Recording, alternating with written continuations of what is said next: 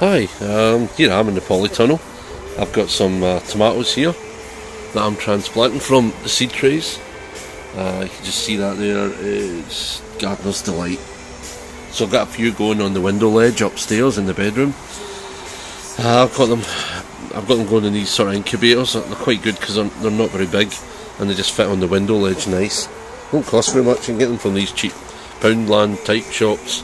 Well, I think it was B&M I got this from. It's got a lid on it, so it sits on top, so yeah, you know what I mean, propagator thing. Sitting on that window ledge, it gets sun all day, it's south facing. We're in Glasgow, so it's pretty cold up here. In fact, well, it's March 16th, it's snowing outside. We haven't had the snow as bad as they've had down south, but it's been pretty cold.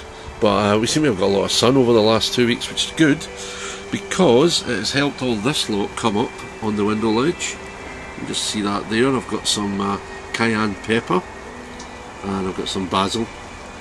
I quite like basil, maybe too much of it actually. I've never had that much before, but I've grown them in this, or transplanting them actually into this medium here. This is, yeah, I've got it here. I've got a big tray that I like to make all the you know, the potting compost up in. So I've got John Innes, I've got perlite, and I've got some sort of standard B&Q normal composty type stuff, just for a bit of a change. That's the perlite there.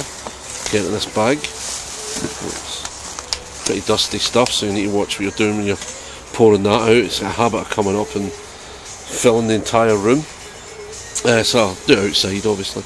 Well, that's quite good. It seems to do the trick. Transplanting these in, what I'm doing is I'm not pricking them out. I'm not taking seedlings out individually.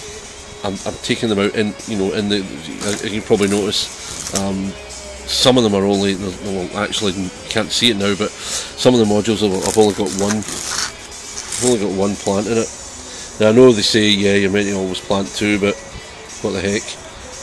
I just can't be bothered really, just pulling these all apart. So plant them as one and plant enough. That way this will come out in its entirety and you can just pop it into here. So it's still in the same soil it was in when it was growing as a seed, but it's just covered and surrounded now with this potting compost that I've got. So these will go back up on the window ledge. I will pop one of these on it. Sorry about the camera moving about so much, I've only got one hand to spare. So that'll sit on there, stick that back up on the window ledge and we'll see how it goes. So as I say, we're halfway through March, getting a good start on it. I bought the plants last year as established plants, and actually had them over this bit, all that bit there with that little tiered greenhouse thing. That's going to go outside. And I had all the cordons. You can just see the in the back there. Yep, just see all the strings that were holding up the plant. So not a bad crop, but I wanted this year to grow them from seed, save a bit of money. I mean, there's no reason why I shouldn't really. You know, if we can get this stuff going on the window ledge, gets a good start. It's as good as any. I've done a few. They're all ready to go up. That's about sort of the most of the plants that I've put in this year. I've got a couple of things. Well, these are bulbs really. I've got some parsley which has been growing over Christmas, since last summer. So it's looking all right. A little bit tidying up, but snipping here and there. Had some broad beans growing, but unfortunately the cold's got to them. You can see at the base there. Yeah, they've had it. Unfortunately, they need to come out.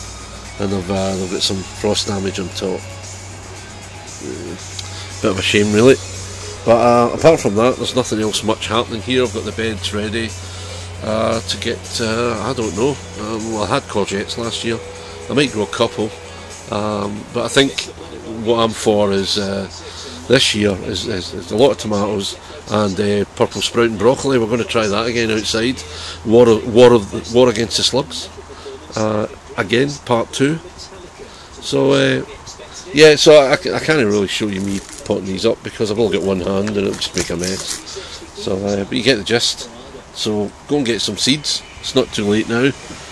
stick them in the soil, get them up at the window ledge. This thing was only like $2.50 or something, and the seeds are only $1.50 a pack. Get some soil. You know, okay, some people say, oh, why do you bother?